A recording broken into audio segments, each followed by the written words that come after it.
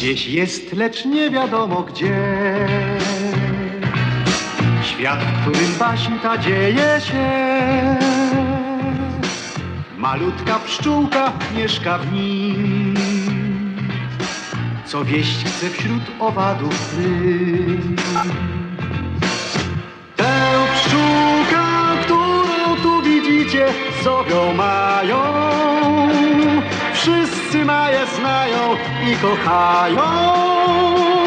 Mają fruwa tu i tam, świat swój pokazując nam. Dziś spotka was maleńka, zwinna pszczółka Maja. Śmiała, sprytna, rezolutna Maja. Mała przyjaciółka Maja.